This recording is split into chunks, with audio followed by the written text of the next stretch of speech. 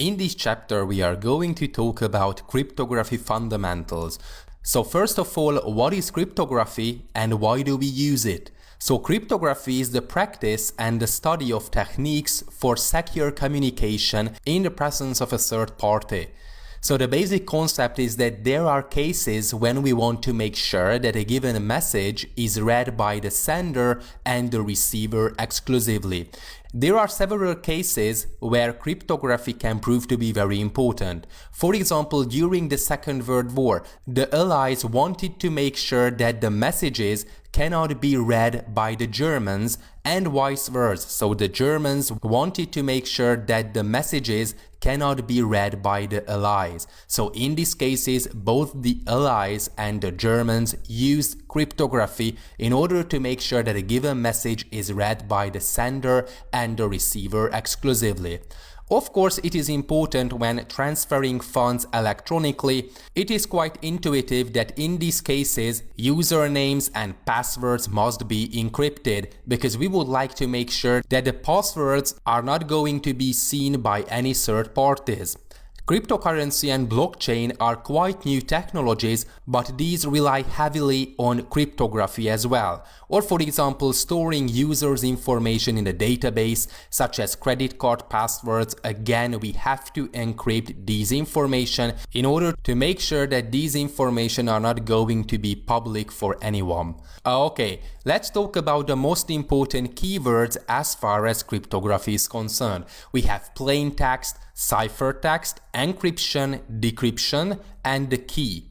So first of all, what is plain text? Plain text is the message itself we want to encrypt. So for example, during the Second World War, the plain text could be a secret location or, for example, the time of the attack. So the plain text is the message we would like to encrypt. The ciphertext is the encrypted message itself. So plain text can be read by everyone, but the ciphertext contains random integers, letters, or special characters. So basically, we humans are not able to understand ciphertext. The encryption is the process of encoding a given message in a way that only the authorized parties can access it. So basically, with the help of encryption, we are able to transform plain text into ciphertext. Decryption is the process of decoding a given message, which means that with the help of decryption, we are able to transform ciphertext into plain text. And the key is a sequence that is needed both for encryption and decryption. Okay, so basically encryption and decryption are just simple mathematical functions. As far as encryption is concerned, it is going to take two arguments, the plain text itself and the key.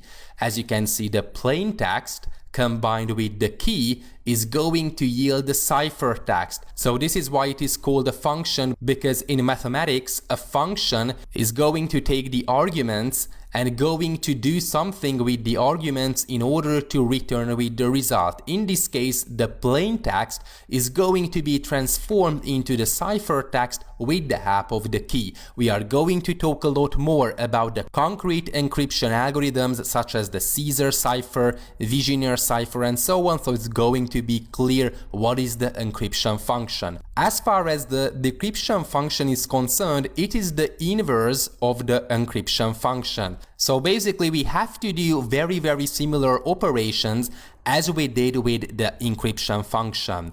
So in this case, we get the ciphertext and the key, and this decryption function is going to transform the ciphertext into plain text again. So that's why, as you can see, ciphertext combined with the key is the plain text itself. Okay, so that's all about the fundamentals of cryptography. So what's very important, that we are going to use a mathematical function as far as encryption is concerned and the inverse of that function for decryption in order to transform the plain text into ciphertext or ciphertext into plain text. So this is what we are going to talk about in the coming chapters. Thanks for watching.